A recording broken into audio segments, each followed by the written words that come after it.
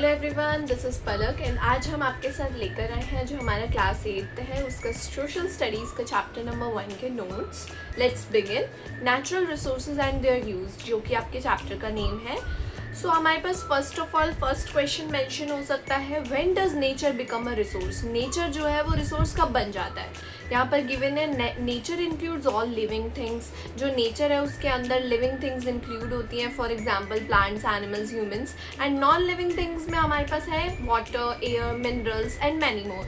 सो हमारे इन्वायरमेंट में that are not made by humans. जो नेचुरल रिसोर्सेज होते हैं वो भी दो टाइप्स के हो गए हमारे पास, फर्दर ह्यूमन मेड्स हैं या फिर ह्यूमंस नहीं मेड करते, वो नेचर से रिलेटेड है। सो फर्स्ट एग्जाम्पल्स हमें गिवन है, trees, rivers and coals are naturally and are not man made. तो ये नेचर से ही निकले हुए हैं, ये हमारे पास मैन मेड नहीं है। So when humans use elements from nature for living और making things, they become resources. तो जब मैंने अभी आप लोगों को लास्ट बताया कि जो आपके नेचुरल रिसोर्सेज है उसमें से भी हम जो रिसोर्सेज निकाल रहे हैं ह्यूमंस की मदद से, वो हमारे रिसोर्सेज तब बन जाते हैं जब ह्यूमंस उसको नेचर से निकाल कर कुछ ना कुछ उसको प्रेजेंट करते हैं चेंज करके। फॉर एग्जाम्पल, जब हम फर्नीचर बना रहे हैं तो ये नेचर से बना, बट ह्यूमंस ने इसको एक्वायर करके बनाया। So using water for drinking और farming makes it a resource. तो वाटर वैसे तो नेचर का है, बट जब आप उसको ड्रिंकिंग के लायक बनाते हो, उसको फार्मिंग के लिए यूज़ करते हो, इरीगेटिंग एक्टिविटीज़ के लिए यूज़ करते हो, then it become resource. Categories of natural resources. अब हमें ये फर्दर स्टडी करना है कि जो हमारे पास की कैटेगरीज हैं वो क्या है। पहला, रिसोर्सेज असेंशियल होते हैं लाइफ के लिए। दूसरा, रिसोर्सेज मटेरियल, अलग अलग मटेरियल्स के बने हुए हैं। एंड रिसोर्सेज से आपको एनर्जी भी मिल सकती है। ये थ्री चीज़ें आपको मेंशन करनी है। सो सम इम्पॉर्टेंट नेचुरल रिसोर्सेज, हमारे पास बहुत सारे नेचुरल रिसोर्सेज है। नाउ आपको पता होना चाहिए हमारे पास बहुत सारे इंपॉर्टेंट नेचुरल रिसोर्सेज हैं ऑब्वियसली। तो हमारे पास ऑब्वियस रिसोर्सेज हैं जो हम अपने फर्दर लॉन्ग टाइम के लिए यूज़ कर सकते हैं। Water, air, soil, use for drinking, breathing and farming, ये सब के लिए काम आती है। लेस ऑब्वियस रिसोर्सेज है जिनका कम इस्तेमाल है, बट जितना भी इस्तेमाल है वो बहुत ज़्यादा मेजरली है। तो coal, petroleum, precious stones, metal, ores and timbers, many form over millions of year. ये बहुत टाइम तक नहीं बन पाते, इनको बहुत टाइम लगता है बनने में, ओवर मिलियंस ऑफ ईयर लगते हैं इसमें। कोल एंड पेट्रोलियम इसका एग्जांपल है। कैटेगरीज क्या है नेचुरल रिसोर्सेज की। तो कैटेगरीज में आप रिसोर्सेज को आप अंडरस्टैंड करेंगे, कम्युनिकेट करेंगे, उनका क्या सिग्निफिकेंस है ये देखेंगे। टू प्राइमरी वेज है आप नेचुरल रिसोर्सेज को उनके रिन्यूएबिलिटी के बेसिस पे आप दो तरीके से कर सकते हो। That's very easy. सो हमारे पास फर्स्ट वन रहेगा renewable resources and second one is non renewable resources. Renewable resources जो हमारे नेचर के अंदर बहुत ज़्यादा अमाउंट में प्रेजेंट है then as compare to non renewable, और ये इजीली रिन्यू भी हो सकता है। For example air, water, soil, ये सब चीज़ें। बट अगर नॉन रिन्यूएबल पे मैं आती हूँ तो नॉन रिन्यूएबल रिसोर्सेज होते हैं जो रिन्यू नहीं कर सकते, आप उसको फिर से फर्दर यूज़ में नहीं ला सकते। एंड इवन अगर आपने उसको यूज़ किया नॉन रिन्यूएबल रिसोर्सेज को, तो उसको नेक्स्ट टाइम बनने के लिए मिलियंस ऑफ ईयर्स चाहिए, और वो लिमिटेड क्वान्टिटी में प्रेजेंट है। सो क्लासिफिकेशन ऑफ रिसोर्सेज हमारे लिए जो लाइफ के लिए बहुत ज़रूरी है, एयर, वाटर एंड फूड। दूसरा, जो मटेरियल्स हैं जिनको हम यूज़ कर रहे हैं एज अपने नेचर से लेकर अपनी लाइफ को इजी बनाने के लिए। सो ये मटेरियल्स वाला वुड, मार्बल, कोल, गोल्ड, ये सब। और एनर्जी के लिए हम क्या इस्तेमाल करते हैं, यानी एनर्जी आप प्रोड्यूस करके कोई ना कोई काम कर रहे हैं, कोई ना कोई एक्टिविटी कर रहे हैं। सो जो एनर्जी के लिए यूज़ हो रहा है वो है coal, water, petroleum, natural gas, sunlight, wind. ठीक है, जैसे सनलाइट से सोलर एनर्जी, विंड से विंड एनर्जी। ऐसा कि आपको लगा कि जो हमारी एनर्जी रिसोर्सेज हैं वो गए, कोयले से मिल रही है आपको एनर्जी, वाटर से हाइड्रो इलेक्ट्रिक डैम्स बन रहे हैं जो हाइड्रो इलेक्ट्रिसिटी बना रहे हैं हम। पेट्रोलियम का आपको पता है अच्छे से यूज़ हम व्हीकल्स में कर रहे हैं। नेचुरल गैसेस का यूज़ व्हीकल्स में भी होता है, कुकिंग के लिए भी होता है। एंड सनलाइट आपका सोलर पैनल्स में यूज़ हो रही है, so it produces energy as well. Wind energy में भी आपको पता है विंड मिल्स लगाकर एनर्जी प्रोड्यूस करते हैं। What is the meaning of exploitation? Usually the word exploitation sounds like using something in a bad or unfair way. Exploitation का मतलब एक bad way में लेना जिसमें आप something मतलब कुछ अच्छा नहीं हो रहा है। But in this chapter it simply means taking, using and consuming natural resources. Exploitation आप अपनी लाइफ से यूज़ मत कीजिए। इस चैप्टर के अंदर हमें बताया है, आपने लिया रिसोर्स को, आपने यूज़ किया, आप उसको कंटिन्यू कंज्यूम करे जा रहे हो, और जो आपका यूज़ एक्स्ट्रा मतलब आपको ज़रूरत भी नहीं थी बट स्टिल आप उसको फिर से यूज़ कर रहे हो या फिर उसको वेस्ट कर रहे हो, तो ये सारी जो टर्म्स है रिसोर्सेज के लिए that consider as exploitation. Renewable resources के बारे में मैं आप लोगों के साथ ऑलरेडी डिस्कस कर चुकी हूँ। दीज कैन बी रेप्लेनिश्ड और रिन्यू हो सकते हैं शॉर्ट पीरियड ऑफ टाइम में ही, and they include unlimited resources है लाइक सोलर से, विंड एनर्जी से। केयरलेस यूज कैन, अब हाउएवर केयरलेसनेस की वजह से इम्पैक्ट पड़ रहा है इसमें भी, कहीं ना कहीं अवेलेबिलिटी इसकी भी कम होती जा रही है। Despite being renewable water resources are drying up in some parts of the world. कुछ ऐसे पोर्शंस भी हैं हमारे वर्ल्ड में, इंडिया में भी आप कह सकते हैं, जहाँ पे रिन्यूएबल रिसोर्सेज भी मिलना बहुत ज़्यादा कीमती हो गया है या बहुत स्कैर्स हो गए हैं ये। Now solar energy, wind energy, forest, these all are the examples of renewable resources.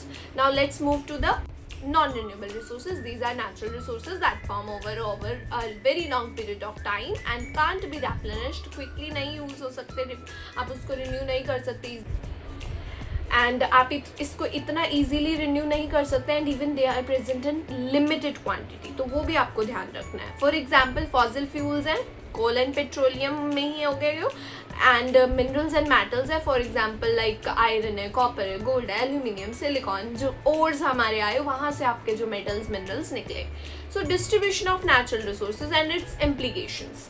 सो आप डिस्ट्रीब्यूट कैसे करोगे और उसको इम्प्लीकेट कैसे करोगे। नेचुरल रिसोर्सेज जो है वाटर, कोल, मिनरल, ये सारे अनइवनली डिस्ट्रीब्यूटेड है। अब वर्ल्ड के अंदर कहाँ है कहाँ नहीं, ऐसा कोई पोर्शन ऐसा नहीं है कि आपको पता हो कि बस इसी एरिया में नहीं मिलेगा, no. So this shapes where people live, how trade develops and even can lead to conflicts.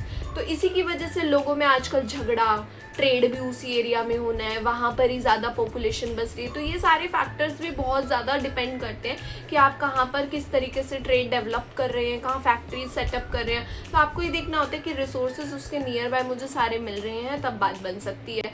तो अनइवन डिस्ट्रीब्यूशन रिसोर्सेज का मतलब है resources are now not found equally, हर जगह पे नहीं है ना।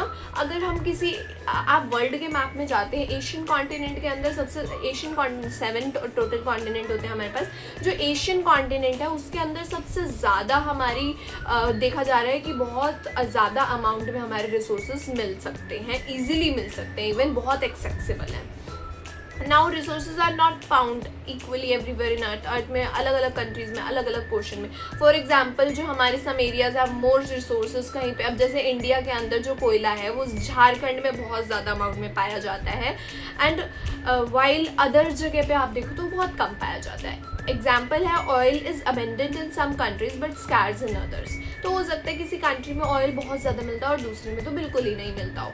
सो impact on human life, human की लाइफ में क्या ह्यूमन की लाइफ में क्या इम्पैक्ट पड़ रहा है इन सब चीज़ों का। People settle your resources for jobs and better living. जो पीपल है, जो पॉपुलेशन है आपकी, वो सबसे ज़्यादा कहाँ जाएगी, ऑब्वियस है जहाँ उनको जॉब मिलेगी, जहाँ उनको बेटर लिविंग स्टैंडर्ड मिलेगा। सो ये तभी पॉसिबल है जब वहाँ पे रिसोर्सेज है। आपको जो रिसोर्सेज होते हैं हमारे, वही हमें अट्रैक्ट करते हैं। For example Delhi to Gurgaon लोग शिफ्ट हो रहे हैं, क्यों हो रहे हैं? बिकॉज उनको पता है कि वहाँ की जो फैकल्टीज़ हैं, फैसिलिटीज़ हैं, अदर एक्टिविटीज़ हैं, वो बहुत ज़्यादा अट्रैक्ट कर रही है, रिसोर्सेज अच्छे हैं वहाँ के, जॉब अपॉर्चुनिटीज़ हैं वहाँ लोगों के पास, लिविंग बेटर स्टैंडर्ड है वहाँ पर। सो ये सारी चीज़ें अट्रैक्ट कर रही है, तो ह्यूमन लाइफ का इम्पैक्ट पड़ता है। हमारे सराउंडिंग्स में कैसे रिसोर्सेज हैं, कोई यहाँ पर बोलते हैं दिल्ली में कि पानी की कमी है, इस वजह से हम यहाँ शिफ्ट हुए, कोई इलेक्ट्रिसिटी की प्रॉब्लम, कोई कट्स लगते हैं किसी रीजन के अंदर। सो ये बेसिकली रिसोर्सेज ही हैं जिसकी वजह से लोग अपने ह्यूमन सेटलमेंट्स कर रहे हैं, राइट। सो एग्जाम्पल गिवन है हमारे पास कि इंडस्ट्रीज में resources create jobs in build towns in modern facilities. तो जहाँ भी इंडस्ट्रीज आज सेटअप कर रहे हो, तो ये तो अंडरस्टूड है कि भैया रिसोर्सेज तो वहाँ पे बहुत सारे हैं, तभी इंडस्ट्री सेटअप हुई है, ऑब्वियस है। सो रिसोर्सेज अगर थे और आपकी जो इंडस्ट्री वो सेटअप हो चुकी है, तो ऑब्वियस है वहाँ पे ह्यूमन सेटलमेंट आएगी, पॉपुलेट होएंगे वो, क्योंकि उनको भी जॉब्स चाहिए। और जब जहाँ पर जॉब्स हैं, जहाँ अच्छी इनकम लोगों को मिल रही है, अच्छे रिसोर्सेज मिल रहे हैं, मॉडर्न फैसिलिटीज़ मिल रही है, तो क्यों कोई नहीं जाएगा, right. So mining towns grow near coal mines providing schools and hospitals. तो जो माइनिंग टाउन्स है, मतलब जहाँ पे माइंस है, बहुत सारी कोयले की खान है, बाकी भी हैं, वहाँ पर आसपास स्कूल्स एंड हॉस्पिटल्स भी धीरे धीरे बनते जा रहे हैं, क्योंकि वहाँ पर लोग काम के लिए आते हैं, अपनी फैमिली को ले आते हैं, तो फिर वहाँ पे लोग रहने भी लग गए हैं, तो ह्यूमन सेटलमेंट हो गया। Now the natural resource is a curse मतलब कैसे ये हमारे लिए गलत हो जाता है। नेचुरल रिसोर्स कर्सेस की प्रॉब्लम क्या है? Paradox of a plenty happens when countries with many natural resources like coal. So इस टॉपिक में हम डिस्कस करेंगे द नेचुरल रिसोर्स कर्स और paradox of plenty happens when a countries with many natural resources like coal और oil grow slowly और stay poor because they sell raw material instead of making valuable products. तो यहाँ पर ये problem है हमारी natural resource के साथ कि किसी नेचुरल रिसोर्स जैसे कोयला और ऑयल हो गया, ये धीरे धीरे कम होते जा रहे हैं। इनकी जो पहुँच होती है, फेम होता है, या फिर इनकी जो आप यूज़ कर रहे हो, इनकी क्वान्टिटी क्वालिटी सब चीज़ें में कम होता जा रहा है। And because they sell raw material instead of making valuable products. ये ऐसा तो है नहीं कि बहुत बड़ी कंपनी सेटअप करके हमें कुछ नया बना के दे देते हैं, नो, ये हमें अपना वैल्यूएबल प्रोडक्ट नहीं देते, ये बस अपना रॉ मटेरियल बेच रहे हैं जो हमारी ऑयल और कोल की फैक्ट्रीज है, और ये धीरे धीरे आपकी कम होती जा रही है। ड्यू टू वैसे इलेक्ट्रिक व्हीकल्स आने लग गई हैं और LPG गैसेस फॉर कुकिंग के लिए यूज़ होने लगी है, तो कोल एंड अदर ऑयल पेट्रोलियम का थोड़ा सा जो हमारा वो है, क्या बोल सकते हैं, स्टैंडर्ड है या फिर उसका यूजेज है, वो थोड़ा कम होता जा रहा है। So countries with many resources may not become rich. ऐसा नहीं है कि जिस कंट्री के अंदर बहुत सारे रिसोर्सेज है वही कंट्री सबसे रिच है, ऐसा नहीं है। They grow slowly because they focus on selling raw materials instead of making products. तो ये धीरे धीरे ग्रो करते हैं। जिन कंट्रीज में बहुत अच्छे रिसोर्सेज है वो धीरे धीरे ग्रो कर रही है। क्यों? क्योंकि वो थोड़ा फोकस कर रही है कि भाई हम कोल्स एंड मिनरल्स निकाल कर धीरे धीरे बेचें। एक ही बार में लोगों के सामने ना आ जाए कि भैया इतना कोयला हमारे देश के अंदर है, इंस्टेड ऑफ मेकिंग प्रोडक्ट। और ये अब एक और चीज़ है, जैसे मान लो हमारे इंडिया के अंदर कोल की माइंस है, कोयले की खाने हैं, तो वहाँ पर हम क्या करते हैं, हम लोगों का क्या है, या इंडिया की सोच या फिर गवर्नमेंट की ऐसे क्या है कि वो हमें सिर्फ और सिर्फ कोल से जो रॉ मटेरियल है वो दूसरी कंपनीज में बेच रहे हैं, तो वो कम थोड़ा रेट में बिकता है। बट अगर आप कोल के जो बाय प्रोडक्ट्स होते हैं, जो आपके फिनिश्ड प्रोडक्ट्स होते हैं, जिसे फर्दर आप कंपनीज या फिर कोई मार्केट में ला के बेचा जा सकता हो, वो ऐसे कोई by product. So as a Indian citizen हमारी जो फंडामेंटल ड्यूटीज है उसमें भी मेंशन है कि रिसोर्सेज का हमने सही से यूज़ करना है। To keep our planet healthy, हमारे अपने प्लैनेट को हेल्दी बनाना है, तो हमें रिस्पेक्ट करना पड़ेगा किस को, अपने नेचर को, अपने रिसोर्सेज को वाइजली यूज़ करके। This means helping renewable resources restore and regrow naturally and using non renewable resources carefully so they have last longer. Very easy. Renewable resources को आप रिस्टोर करो, रिन्यू करवाते चलो, रीग्रो कराओ naturally, and non renewable resources को आप carefully use करो, क्योंकि आपको पता है कि अगर हमने अभी ख़त्म कर दिया तो हमने फ्यूचर में फिर मिलना नहीं है, हमको भी, हमारी आने वाली जनरेशन को भी। तो नॉन रिन्यूएबल रिसोर्सेज को लास्ट चाहते हो, लगाना चाहते हो, लॉन्ग चले हो, तो उसको आपने केयरफुली यूज़ करना है। Restoration and regeneration of renewable resources, this is the most important topic. ये बहुत ज़्यादा आपके NCERT में मेंशन है और आ भी सकता है एग्जाम में। आप अच्छे से रिस्टोरेशन एंड रीजनरेशन का मीनिंग समझ लीजिए, फिर आप अपने आप से आंसर को फ्रेम कर सकते हैं। रिन्यूएबल रिसोर्सेज जैसे आपने देखा वाटर, सॉइल है, ये रीग्रो कर सकता है, रीफिल कर सकते हैं आप इसको naturally, if we handle them well, अच्छे से हैंडल कर लिया, मैंने मैनेज कर लिया, so we must use them carefully. तो जैसे ग्राउंड वाटर का ओवर यूज़ कर रहे हैं लोग, राइट, सॉइल डिग्रेडेशन हो रही है। यहाँ पर आप पढ़ेंगे फार्मर्स जो होते हैं ना, ground water to water crops, अपने क्रॉप्स में पानी दे रहे हैं, but in many places they take out more water than nature.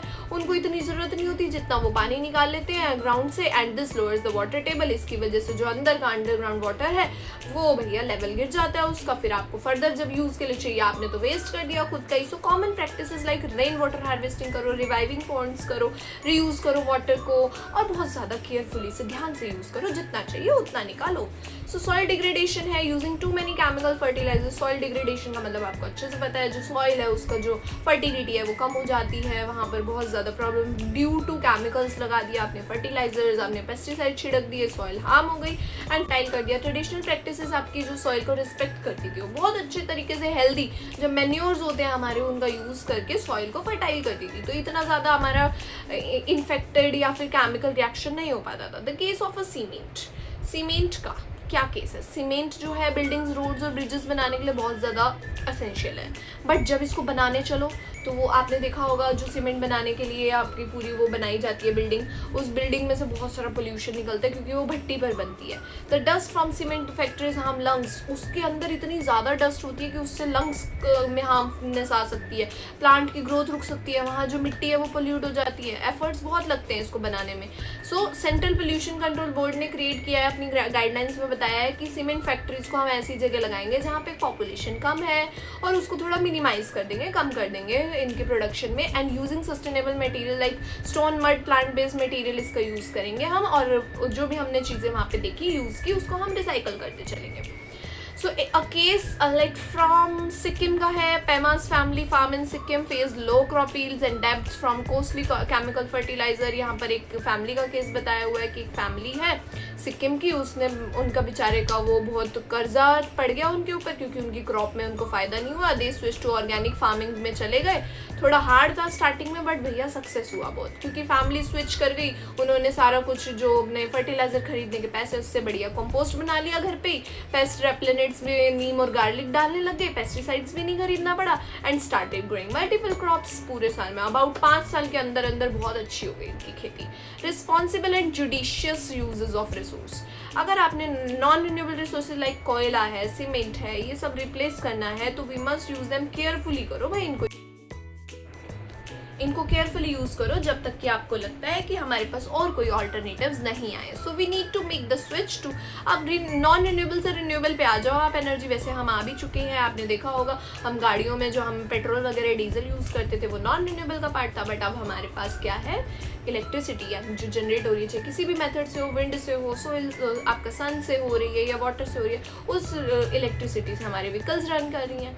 Now example है राजस्थान के सोलर पार्क के बारे में। One of the world largest solar park है वो, प्रोड्यूस इसके अंदर इलेक्ट्रिसिटी पूरे राजस्थान में 15% इलेक्ट्रिसिटी इसी मेथड से यूज़ हो रही है सोलर पैनल से, and shows how switching to solar energy help to save non renewable resources का इस्तेमाल कम हो गया। आप स्विच हो गए ना ये नॉन रिन्यूएबल टू रिन्यूएबल।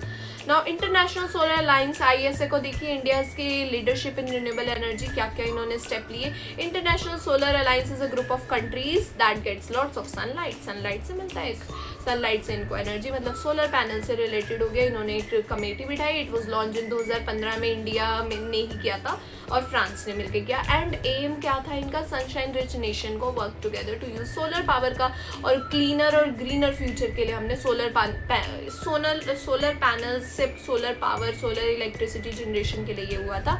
अब इस चैप्टर को हम कंक्लूड करते हैं। फर्टिलाइजर्स का यूज़ कम करके ऑर्गेनिक फार्मिंग का यूज़ करना है, जिसमें आप अपने ऑर्गेनिक फार्मिंग के अंदर मैन्योर्स का यूज़ करें। इससे आपका कॉस्ट फ्रेंडली भी हो जाएगा ये आपके लिए, और फर्टिलिटी भी अच्छी बनी रहेगी, प्लस आपका जो डेप्थ में आने का जो पॉइंट बनता है या फिर जो प्रोबेबिलिटी बनती है वो बहुत कम हो जाती है। So this was the chapter. ये नोट्स आपके साथ मैं शेयर कर रही हूँ, ये बहुत इंपॉर्टेंट है, आप इसको रीड कर लीजिएगा, एंड जो हमने डिस्कस किया उसे आप देख लीजिएगा, एक बार गो थ्रू कर लीजिएगा।